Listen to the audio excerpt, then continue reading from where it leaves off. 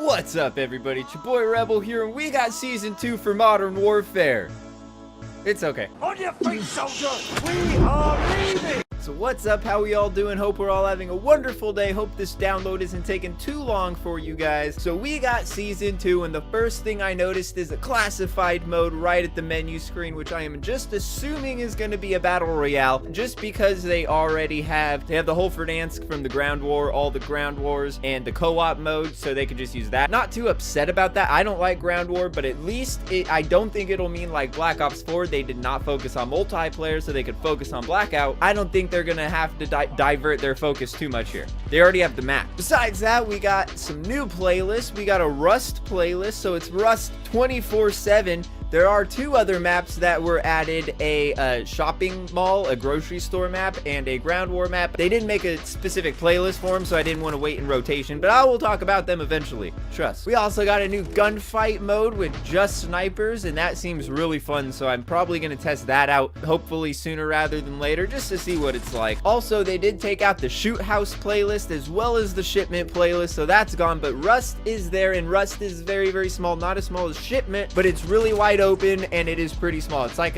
halfway between shipment and shoot house, so it shouldn't be too bad. But I can already hear the collective moans of everybody being like, but I wanted shipment and shoot house, and I don't know what to tell you. We got some new operators. Yeah, we got Ghost and Talon. So yeah, I mean, if you're not gonna buy the battle pass, you're not gonna get them if you're not gonna buy them in the store either. So if you're not willing to spend any money, I don't know what to tell you. You're not gonna be able to enjoy this, but you don't really get to see it anywhere except for in the menus anyway, so not a big loss there. There were some new challenges. We got some more officer rank challenges, 100 of those. We got some new mission challenges on the side. Yeah, so some more challenges to do in the background, so that's not bad, but I would have preferred the original multiplayer challenger style, but oh well, beggars can't be choosers. We got some new items to the store. Everything is pretty lackluster. Nothing that I was like, oh my god, I've got to spend money on that. So I did notice one of the items was called Akimbo something something, and I was like, is there Akimbo in the game now?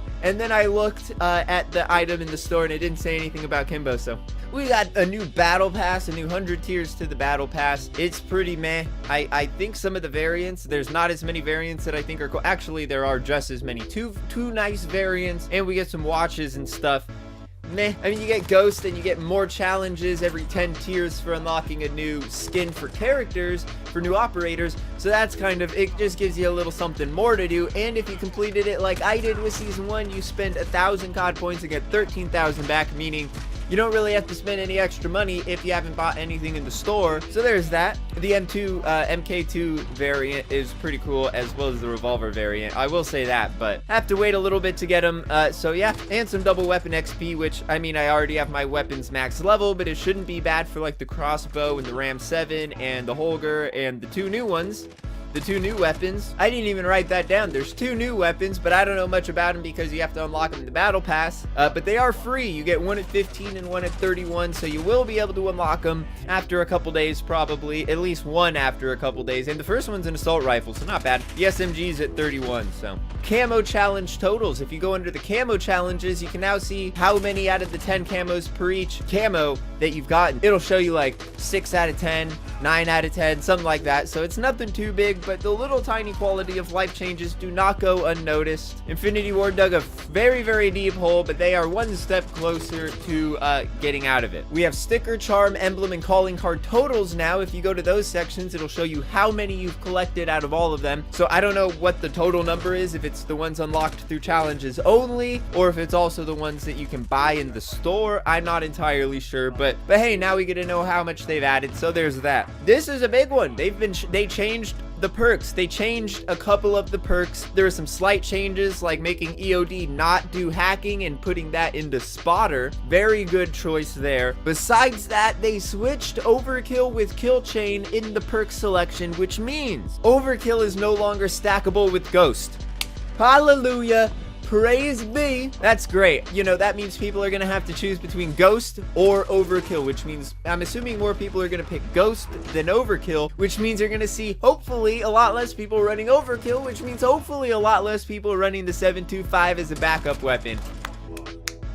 Good choice. Good choice. Changes like that are what you should have done 2 months ago, 2 months into the game's life cycle. We're almost 4 months into the game's life cycle, a third of the way into the game's life cycle. You are now making these changes a little late, but not too late. Not too late. This is a good change. On top of that, moving kill chain out of perk 2 into perk 1 tree means you can stack kill chain with hardline, which, I mean, it's just one less kill, but I mean, that's 4 kills for a cruise missile. You get 3 kills with that, to 7 you get the VTOL, and with 5 more kills you get the chopper gunner, and it just takes 1 kill less. So that is something that I may have to experiment with kill chain stacked with hardline. Seems like a good choice. On top of that, I have a permanent green square over calling cards. I went through all of them and it wouldn't clear, you know, the green square when you have a new unlock. I went through all the calling cards and it didn't go away, so that's amazing. Also, there is a Kimbo.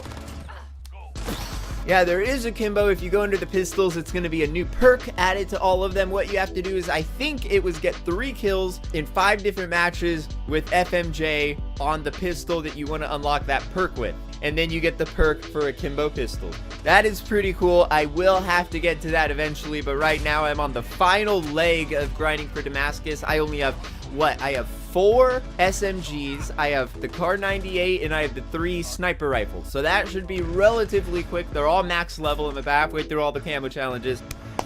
So yeah, that's about it. That's season 2. That's what we got with season 2. So there are some changes there that I am pretty happy with. I am pretty happy that they are tampering with the perks. I am relatively surprised at their quality of life changes for certain things. That's not bad to see at all. It is a little late for some of these things, but it is not too little too late for those things. They are much appreciated, and you know, they've got some dirt under their feet and they are getting close to climbing out of the hole they dug themselves in. Besides that, I would like to see some weird items in the store, some stuff that's like, that's not realistic. I don't care. If I'm gonna spend $5 to $8 on a blueprint, I want it to look like it's worth $5 to $8. Probably not gonna buy anything with an operator skin in it though, so keep that in mind, Infinity Ward. Rust, you got a playlist for that, but I wouldn't mind not having to sit through the 6v6 playlist without map selection, waiting to get that map, or ground war when I think you took out a ground war map and added it back in, so I don't know how long it's going to take to get that one. Hopefully it doesn't take too long. We will see. We will find out. We'll see if the weapons were good. Besides that, this is in line with season 1, but it came with some quality of life and perk changes that were much needed for the game. So it's a little better than season 1, just a little bit. But then again, I did just upload it and then just started talking about it after going through and playing 2 rounds of Rust, which, by the way, it's really wide open. It's really hectic. I'm not entirely sure I'm a huge fan, but there are no doors, so that's something. And that's gonna wrap this one up. Smash that like button, hit that sub button, gently tap that notification bell, all that good stuff. What do you think about season 2? Are you excited? Probably not. And until next time.